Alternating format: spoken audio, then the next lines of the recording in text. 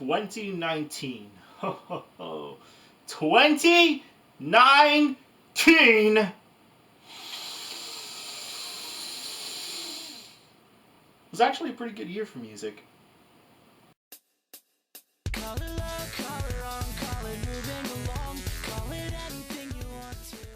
No, seriously, 2019 had a lot of good, hell, even outright fantastic stuff, from rock, metal, indie, alternative, punk, pop punk. Hell, even genres I'm not the biggest fan of had some really choice stuff. Hell, we got so much good stuff, in fact, that I almost didn't even want to make a worse list. So, why'd I make one anyways? Well, even though we didn't get nearly as many snooze fests, or letdowns, or trend chasers as we did in years like 2018 or even 2017, what little of those we did wind up getting still left quite an impact. With that said, I'm Hello Nerd, and this is my least favorite albums of 2019.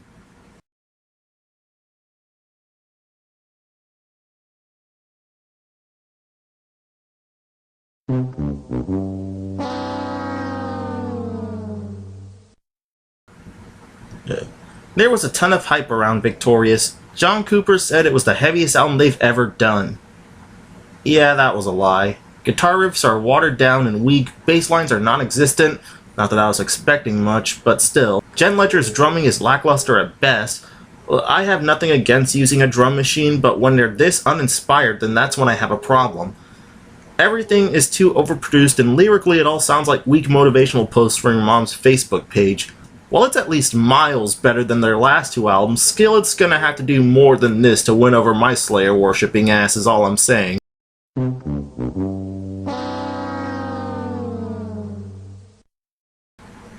With some of the albums that I found disappointing in 2019, one thing that they had in common was that they had several moments that almost made them redeemable. This is one of those disappointing albums that offered absolutely nothing. Seriously, for a creative mind in the modern punk scene, and for someone whose previous albums were some of my favorite of those years, this was an absolute mess. Production is shit, everything goes at a snail's pace, composition is all over the place, and not a damn thing sounds even slightly cohesive. Frank sounds bored, and all of the energy from those other albums feels like it's been sucked out of him completely. Frank, I love you, but if this is the direction you keep going in, then the suffering has yet to begin.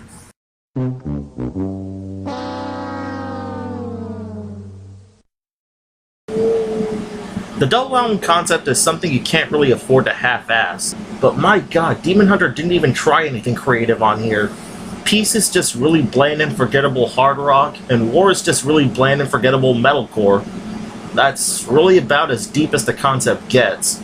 Separately, these albums are equally tedious to sit through with their lazy copy-paste melodies and non-engaging lyric constructions, but put them together and you have something that's way longer than it needs to be. It's like 2 migraines for the price of 1.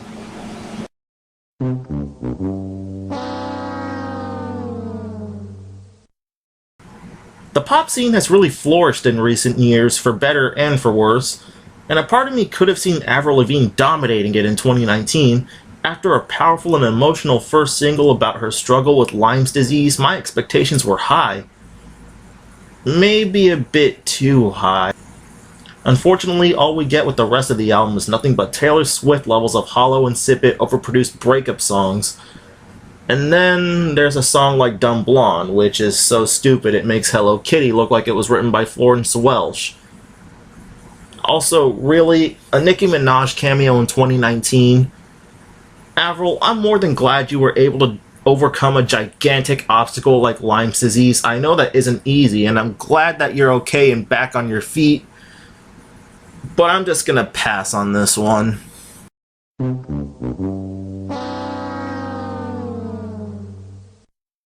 Well, this album sucked. Well, of course it sucked, Austin. It's a Scott Stapp album. Like, what the hell were you honestly expecting? Yeah, I know, I should have known what I've gotten myself into with this. But even with the already low expectations I had, it still somehow impressed me with how terrible it was. Weak-ass song construction, preachy-as-hell lyrics that, in places, sound hypocritical coming from Scott nowadays. Oh, and speaking of Scott, if you were never a fan of his unique vocal style, then hearing him sound tired and constantly off-key in addition to everything else makes for an extra unpleasant experience. All I'm gonna say is thank God for Alter Bridge and Mark Tremonti's second band for doing this style of rock way better.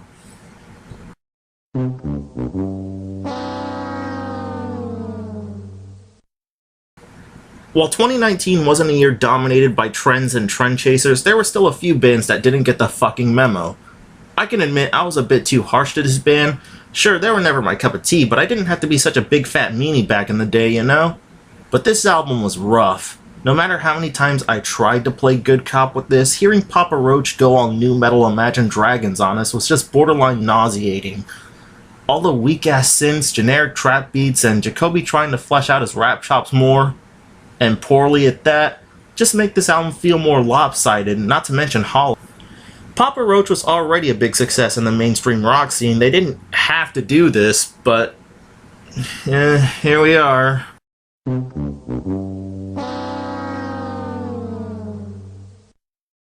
Hey, remember when I said, while 2019 wasn't a year dominated by trends and trend chasers, there were still a few bands that didn't get the fucking memo.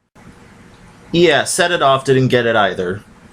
Granted, my love for this band has been slowly evaporating for a while now, but even then I never saw them going in this direction, or at the very least I thought they'd be better at going in this direction, but instead they went the predictable route of trying to knock off what was getting the most chart success, and poorly at that.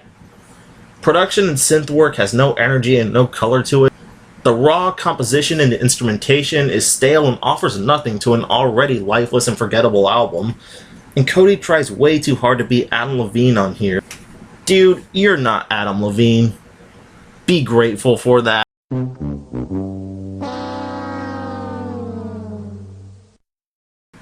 I have nothing against bands changing their sound. Sometimes it can lead to a lot of really great stuff. This album was a first for a lot of people.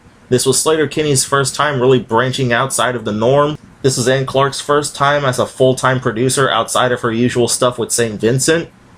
And guys, it really shows. But lyrical themes are completely misguided and clash so roughly with each other. Korn and Carey's guitar work is pushed way too far to the back. St. Vincent's influences consume this album like a symbiote from Venom, but then dies near the halfway point. And I get that Janet wasn't on board with this direction, but was this lazy-ass performance really the best she could do on here? So far, this is easily the worst Sleater-Kinney album in my opinion. I can give them props for trying to branch out, but it just couldn't click with me.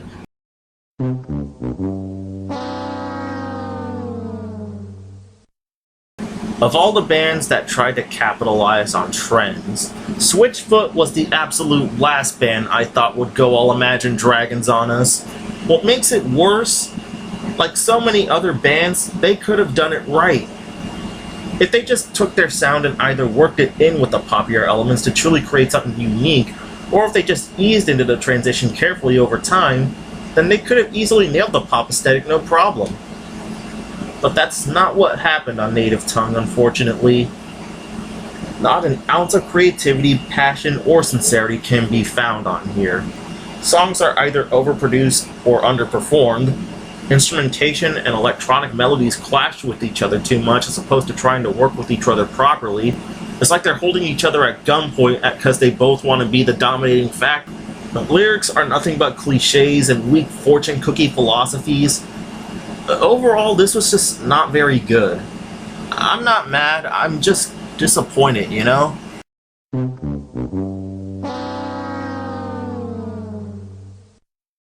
Wait, buck cherries still a thing? Yeah, they are. Somehow. Like with Scott Stapp, I should have known exactly what I was getting myself into. You want to talk about cringe? Warpaint is like bad mukbanger levels of shameless idiocy and degenerate immaturity. Hell, there were this levels of cringe even when this style of butt rock was popular in the 2000s. And that's really saying something. So now that they're on their 8th album, you'd think an inch of maturity would have struck these nitwits by now, right? Nope, it's still more the same old butt rock that's meant to attract the mom demographic, but like, it's so tired sounding and weak that they can barely pull it off. I think it's safe to say that this album is pretty much the final nail in the coffin. They may still kick around for a while, but There's nothing that can convince me otherwise that this band is pretty much done. And neither here nor there, but that cover of Head Like a Hole has me really salty. What did poor Trent Reznor do to deserve this?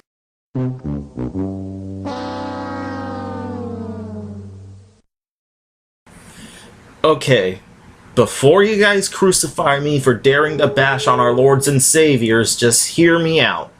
I have nothing against K-pop or BTS or the people who genuinely enjoy it. But for an EP, this was an absolute drag. A slow, meandering pace, songs that feel like recycled versions of better BTS songs. Every singer is phoning it in big time on here. Even the biggest hits off this thing left zero impact on me. I mean, did anyone expect Halsey, of all fucking artists, to save anything on here? Like, really? Coming as an outsider, even I can say that I've heard BTS do better than this.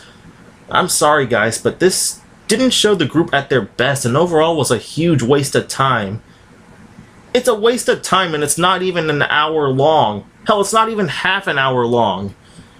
Look, there's already a persona I love to death and this ain't it.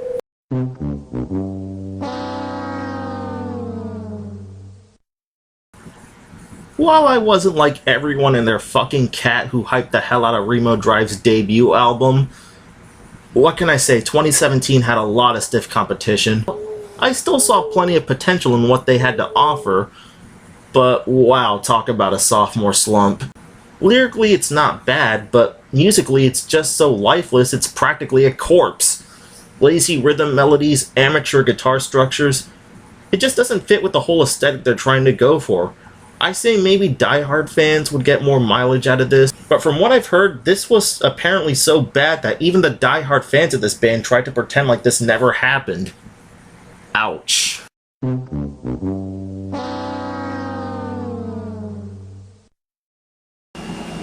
Oh man, this one hurts. See, Weezer isn't just one of my favorite bands, they are my favorite band. Blue Album and Pinkerton are classics.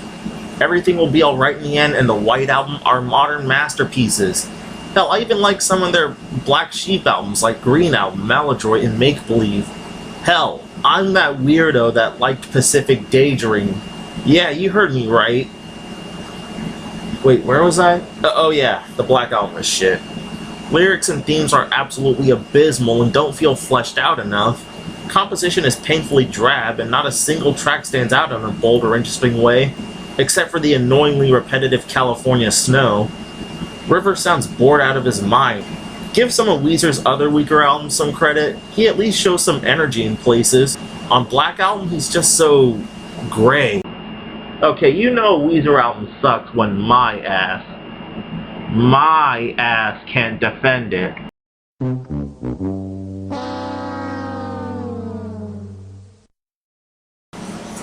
If this album came out any other year, I would have been happy as hell to bash it. But the thing is that West really tried his hardest to make it work, and he even cleaned up his act big time in order to make this album even happen. Hey, good for him for getting help and staying sober for so long. But this was just absolutely terrible. Nothing sounds leveled properly, there's more static on here than on an old television from the 90s. The composition is nothing but basic-ass power chords and beats for beginners. Scantlin sounds more nasally than he did back on those early records. This is the big triumphant comeback? I'm always about giving people the benefit of the doubt, and I hope things continue to get better for the man, I really do. But this just proves a long-running theory. Wes Scantlin's horrible attitude and drug problem were the biggest turnoffs to Puddle of Mudd, but based on what I heard off of Welcome to Galvania, they weren't the only problems with this band.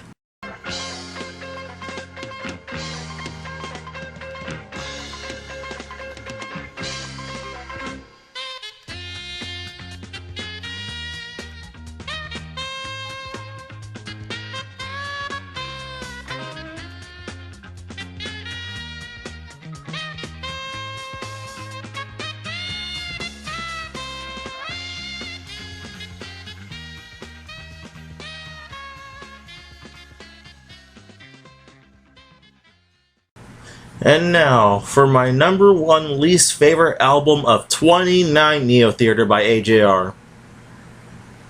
Like, how could they not be? This album tries to be all optimistic and vulnerable and naive, but it fails so miserably at it. Production and mixing is hot garbage. It's what Radio Disney would sound like if they were full of nothing but pretentious influencers. And you can't blame like labels or studios getting in the way and just trying to dictate what they want to be. They knew exactly what they were doing. It tries to pander to kids and young adults in the most creepiest of ways. Seriously, what parent would let their kids listen to shit like Birthday Party, Next Up Forever, and Don't Throw Out My Legos? This is the stuff I'd keep 100 feet away from kids at all cost. The positive message they try to send here doesn't address any hardships or conflicts.